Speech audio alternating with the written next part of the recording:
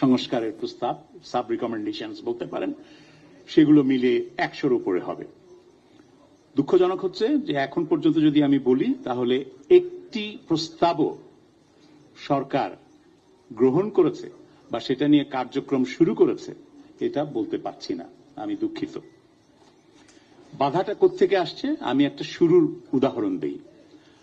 আমরা এই যে আমাদের যে গেজেট নোটিফিকেশনের মাধ্যমে এই সংস্কার কমিশন করা হয়েছিল, সেই গেজেট নোটিফিকেশনে বলা আছে প্রয়োজনীয় সকল তথ্য উপাত্ত সরবরাহ সহ সকল ধরনের সহযোগিতা প্রদান করিবে সরকারের সমস্ত বিভাগ, দপ্তর। তো আমরা সেই তথ্য উপাত্ত সরবরাহের ক্ষেত্রে নানা বাধাগ্রস্ত হয়েছি, কিন্তু শেষ পর্যন্ত পেয়েছি। পাওয়ার পরে আমরা যখন কমিশনের রিপোর্ট প্রস্তুত করলাম, সেই রিপোর্টের সাথে সংযুক্তি দিলাম এবং সমস্ত রিপোর্ট ও সংযুক্তিগুলো প্রকাশের জন্য বললাম। আমাদের আমলাদের পক্ষ থেকে মন্ত্রণালয়ের সচিব তিনি আটকে দিলেন একটি অংশ, এটি প্রকাশ করতে দেবেন না। কেন? বলছেন যে না, গোপনীয়তার শর্তে সরকারের আইনগত বাধা আছে। কিসের সেই বিষয়টা?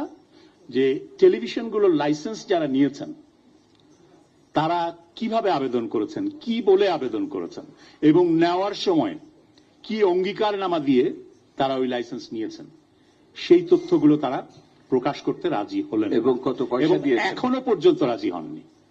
এটা প্রকাশিত হয় নাই। আমি এটা প্রকাশ করার জন্য উপদেষ্টার কার্যালয়ে উপদেষ্টাকে বলেছি, উপদেষ্টা কিছুই করতে পারেননি।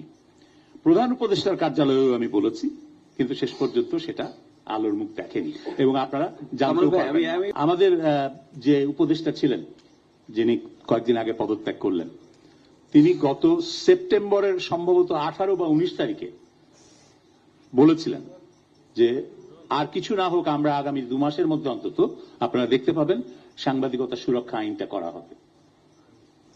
সর্বশেষ খবর হচ্ছে যে সেই সাংবাদিকতা সুরক্ষা আইন করার প্রস্তাব সরকার ফেলে দিয়েছে। তারা মনে করছে এটা দরকার নেই। আগামী নির্বাচনের দিনে বা নির্বাচনের পরে বা নির্বাচনের আগে যদি কোনো সাংবাদিক হামলার শিকার হন, তার দায় দায়িত্ব কিন্তু এই সরকারকেই নিতে হবে। কারণ এই সমস্ত সংস্কারের একটিও